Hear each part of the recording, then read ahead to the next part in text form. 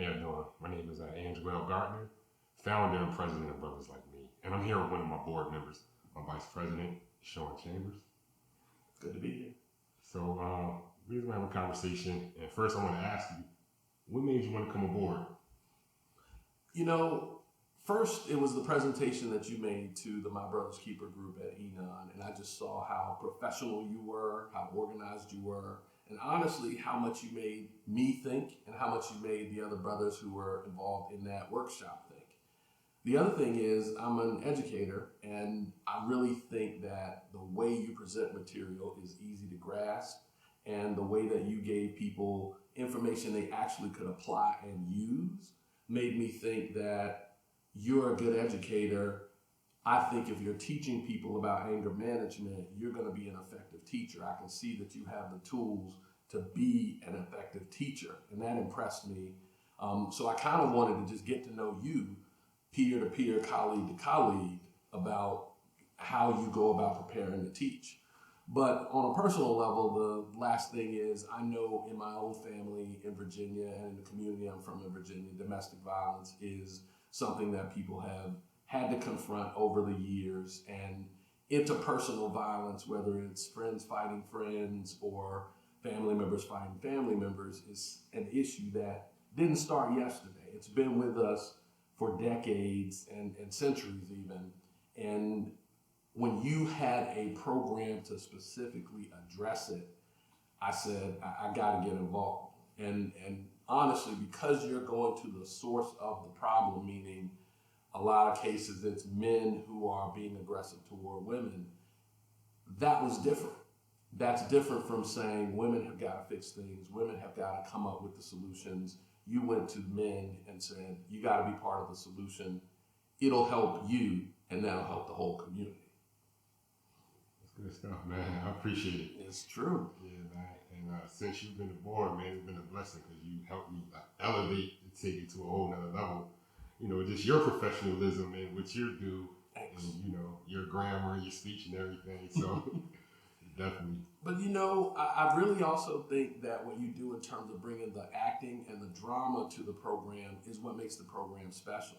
And so I appreciate what you're saying, but I know that when I've seen your videos, they're polished, they're together. When I've seen your scripts, they're organized, they have interesting conflicts in them that I would want to watch if they were TV shows, but they have the excellent additional thing of dramatizing a difficult conversation and then giving people solutions about how to have a constructive conversation.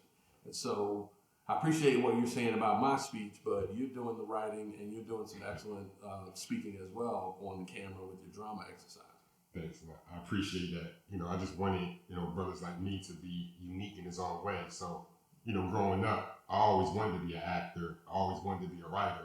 I had that since I was like in third grade. I used to write poetry and stuff, raps. Nice. And then as I got older, like, I want to be an actor. So that was my passion. I was just, you know, just chasing it, like, you know, but it wasn't really working out for me. I didn't lose that drive. Mm-hmm. It's still in me. Mm-hmm. But I just wanted to bring that to brothers like me because I figured, like, you know, when you see things, you can kind of grasp it better than just me kind of like just talking about anger and the effects it has.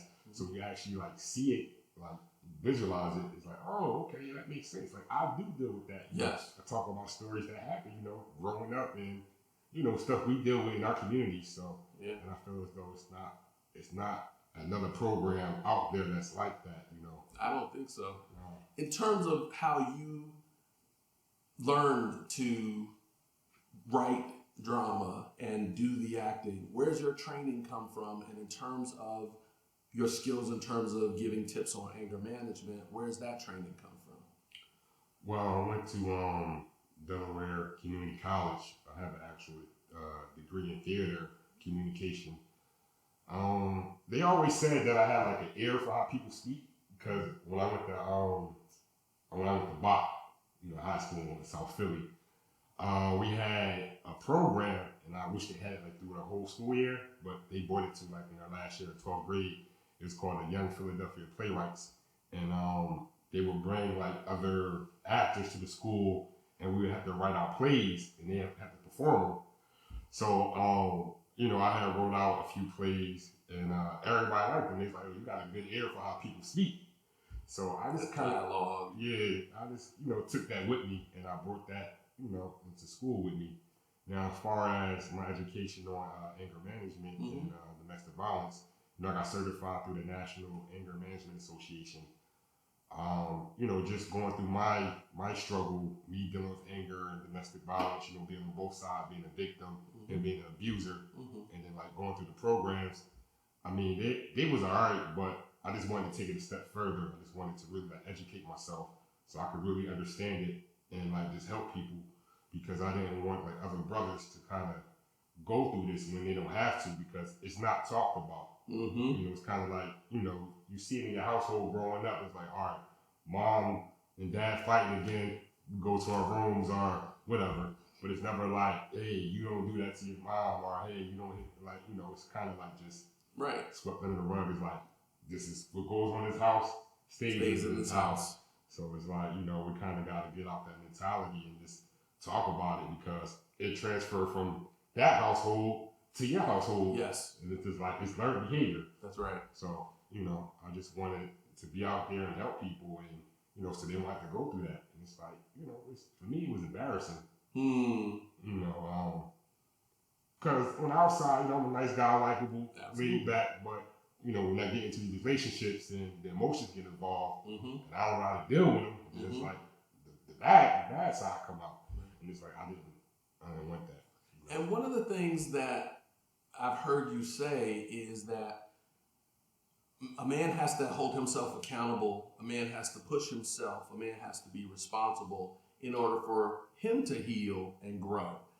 Why was it that you felt emphasizing accountability was so important for the man to heal himself and for relationships to heal? Because I feel as though, like, if you don't hold yourself accountable, you're never going to heal properly. You're always going to heal off a lie. It's always going to be an excuse. Like, I did this because they did that to me. No, you did that because you chose to do that. So it's always a choice. So, you got to hold yourself accountable for your actions. And it's kind of like, if you don't hold yourself accountable, it's like it's like, all right, I got away with it, so I can do it again. You know what I'm saying? So that was like, for me, once I started holding myself accountable and looking at myself in all the situations, because it was 3 different women that I dealt with. And all of them had different personalities, but I'm the common denominator in every situation. So for the most part, it's just like, it was, for me, like, it was hard in the beginning because, I was in a toxic relationship. Some females, they like that. They like a man to be aggressive with them, curse them out. To them, that's love. And that's not love. But to them, they figure like, oh, he gripping me up, he doing that. And it's like, oh, all right. So I'm looking at it like, oh, she like it, so I don't got an issue. So then I take that to my next relationship. And, it's like so, but, she really wanted to be with me, so she kind of accepted it. And then my third relationship, she was the opposite. She wasn't having it. And I'm like, well, it's not normal. What you mean she's not having it? You know what I mean? So she let you know. She let me know. And that's when I realized, like, yo, I have to change. I can't keep this pattern going. Absolutely. How important have other men been to your own growth? And how important do you think having a support group of other men is for the folks you work with in order to grow, progress, move forward? How important is it to have a group of supportive men, or at least one other man giving you positive counsel as you take your journey? If I'm talking about if there's somebody you're working with, how important is it for them to have a coach like you, or to have a community of men in their ear, encouraging them, maybe also holding them accountable, but encouraging them to keep forward in anger management training?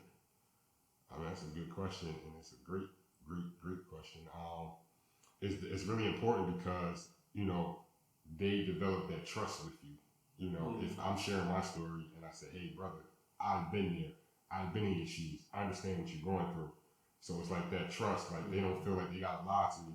And then it's like I share my story, they share their story, and then we just work together on healing. You know, just educating them like, hey, you can be better. Like, you know, I was locked up for my anger, you know, but now it's like I help brothers. Absolutely. I have my own organization, so it's like it's just because you fall down, that doesn't mean you can't get back up. Absolutely. You know, I'm a testament. You know, that's right. Yeah, to that. So it's just like, it's good for them, and it's also good for me. And the accountability for it is definitely big, because like you must be held accountable, like what I was saying earlier.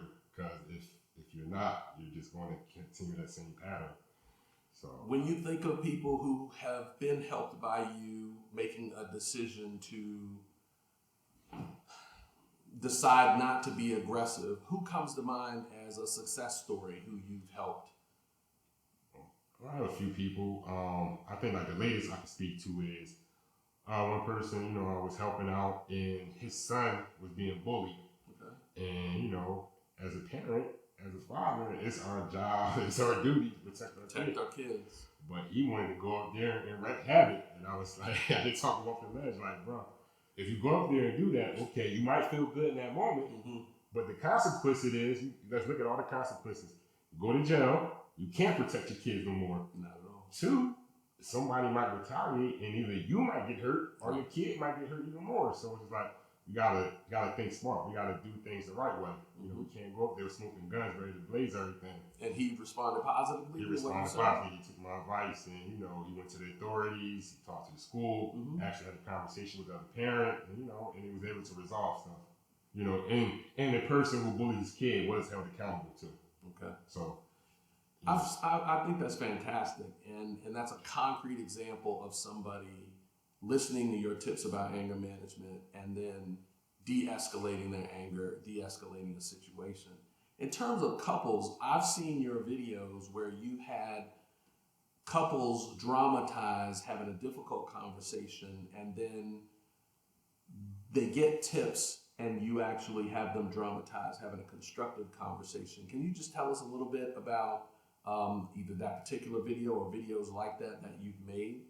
Yeah, that was the fear fighting tactics. You know, when we have conflict, you know, sometimes we hit below the belt to try to get what we want, and you know that's not cool. Like, we don't ever have to stoop to that level. So basically, in the video, I'm just showing you like what it looks like on that side of hitting below the belt. Then I show you how you can just switch up your conversational style and just change your words, the dynamics of the conversation, and to be able to get what you want. It's just compromise and respecting that person and never respecting you. So yeah, that's what that video is. I just show both sides of the coin, and you know, and it's called fear fighting tactics. That's all. You know, we fear fight, get what we want. Have you found women coming to you saying they appreciate the tips that you've given to men they are involved with, others they have relationships with, or that they appreciate the anger management tips and de-escalation tips for themselves? Yes, I found women reaching out to me, you know, appreciating everything I've been doing and saying it's been helpful. Because even when they saw that video, they looked at some things that, you know, they could work on themselves and everything.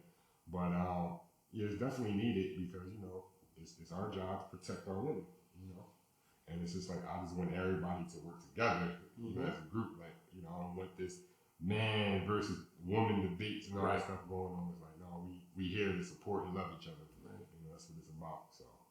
And in terms of the folks who are on your board who are deciding to be supportive of you, you have older men, you have younger men, you have women, you have people in different professions. Who makes up the board or the other parts of the organization for Brothers Like Me? Well, of course, there's you. I have a guy like Craig Brown. He's been in the game for a long time. He's an old head, so he just kind of been around. So he just kind of showed me the ropes and everything. And he's a retired educator as well. Yes. And then I have Vern. I've actually met Vern through my brother's keeper. You know, I like Vern because Vern asked me the tough questions. Like, he likes to get into it. Like, Give me some statistics. Give me some statistics. Give us some numbers. Let's put this in a context that is larger. Right. Yeah. And then I had my friend Chrissy. She's a cop in Georgia. Police officer. Police Okay. officer from Atlanta. And I have my other guy, Mark. We're around the same. Mark's a little younger than me. I got him by a couple years. Good friend. He knows my story, so he definitely wanted to be a part and help. Who else? I'm missing somebody. I got my younger brother. He actually just joined. Uh-huh. He's good with numbers and everything, so the financial part of it. And in terms of the filming, in terms of the actual creation of the dramatic pieces, do you have a few people who you go back to again and again, or you do a lot of it yourself, right? I do a lot of it myself. Mark's actually he's good with that. I have a friend named Isaiah that's he's been helping me out.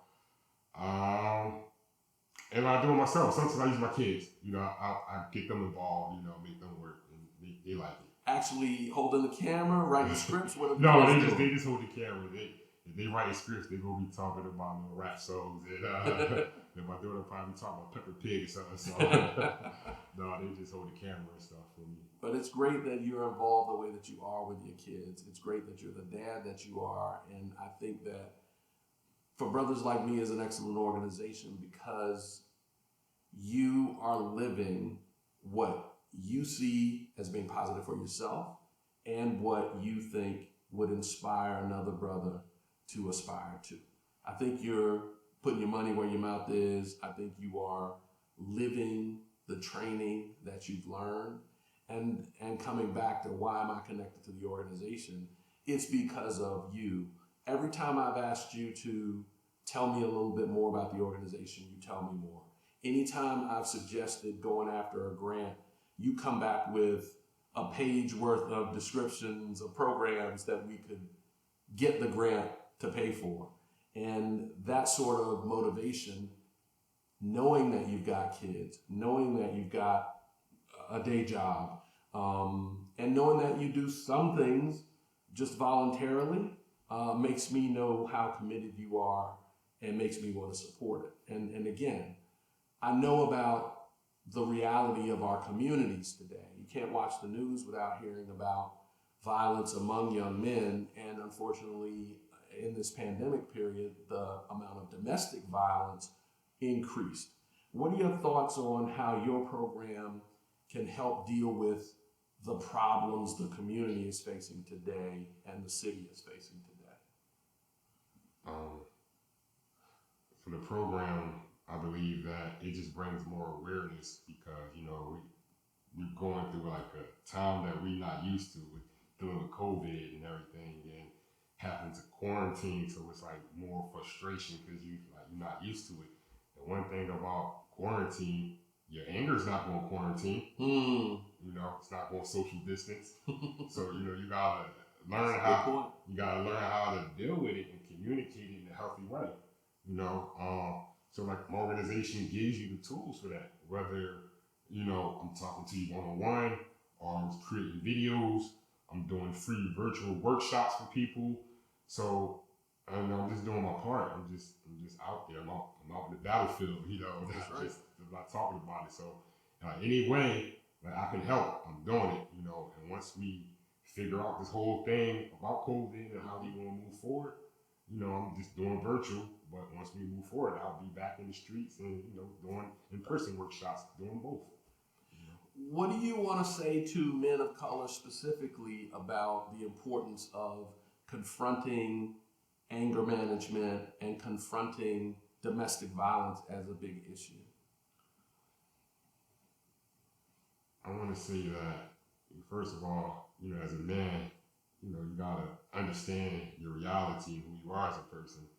And a lot of the conflict comes where you try to live outside that reality. And then you lash out on other people. And also it's once again, we are the protectors. We got to protect our women. So it's not, we can't be abusing them verbally, physically, we can't be doing that. When you think about our women, it's they give birth to the next generation. Like the baby we put the baby, I ain't gotta go into like how that happened, but the baby, is naturally born into a family and connected to mom. So if we abuse a mom and all that, then she gonna not really have too many good things to say about, So we gotta change that. So, and I just say, look, don't be embarrassed, like, to get help. Is that one of the main issues that you think makes Black men, Latino men of color hesitant to reach out for help? Is it a sense of shame or embarrassment? What are the things that keep us from asking for help? Because I think you'd be hard pressed to find somebody who didn't understand that the abuse is wrong. But going from, I understand it's wrong, or at least this is not working for me, to I need help changing, whether it's they recognize they need to change themselves or they just want their situation to change, reaching out for help is a leap for a lot of men. What do you think it is that keeps Black men from making that leap, from reaching out to get help? I think it's a few things, but shame is one, and the fear of being judged. I think that's the biggest one, because living in the world now with social media and everything, it's like if you do put it out there, and let's say you got some people that don't like you, now your business is all over social media and everything. So I think that's like why a lot of men don't want to come out and just like get help. But like I said, brothers like me, we are no judgment zone. We don't judge. Right. We've been there. I've been there. So, I share my story and we talk, and we can help each other. Like it doesn't make you a bad person that you made mistakes. What's going to make you a bad person if you don't own up to the mistakes and change? Right. Nobody's perfect. Nobody's perfect. Yeah, I agree with that 100%. There's this reality that change takes time, and that if you're not at the point where you can say, I want to grow or I need to grow, then either you won't grow or you won't realize that you're growing. And so there's got to be some statement that this isn't working for me. This is a problem. And like you said about repeated relationships, if it keeps happening with me, I'm the common denominator. Correct. Maybe I'm not the entire problem, but I'm one of the factors in the problem. And if I want my life to be different, I've got to figure out some ways that I can help make it different. That's true. Yeah. So it starts with you. You within. You want to change. What I want to change. What I got to do is like, we're not going to judge you. I just want to emphasize that we're not going to judge you. We're going to hold you accountable. We're not going to judge you. So, have you always been a non-judgmental person, or are you a person who has been a very judgmental person? And through this, you changed? I would say, like, if I'm being real, I've been judgmental on some things, but like through this, I changed a lot. I wasn't like, I had it in me, so it was there. But I wasn't over the top with it, but it still was there. So, but through this process, it's definitely, I'm just not. People just don't understand sometimes, and once they learn, they think about, because sometimes people don't even think they have problems. Right. Yeah. And do you think people who know you would describe you as a patient person? Because I think if you're a coach, and you are, working with someone who is just starting to change but has a long way to go can try a person's patience. Are you a patient person, compassionate person? And if so, what advice would you give to other people about being patient with the change? A lot of men will go start to get help, and the people around them will want them to be an entirely different person after the first session or the second session. And it doesn't happen that fast.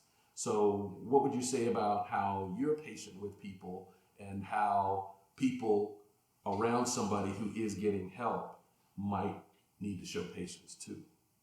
You definitely have to show patience because, like you said, it's not going to happen overnight. You know, they always go back to the saying, Rome wasn't built in a day. So, you know, this patience, if they're coming to you and you see them trying, you have to be patient because you don't want to push that person away. So, yeah, I practice patience, and I am a patient person because people had to be patient with me for me to get to where I'm at now. So I understand the journey. You know, we got the saying in Philly, trust the process. Trust the process. Trust the process. Got the Sixers to the playoffs. Got the Sixers to the playoffs.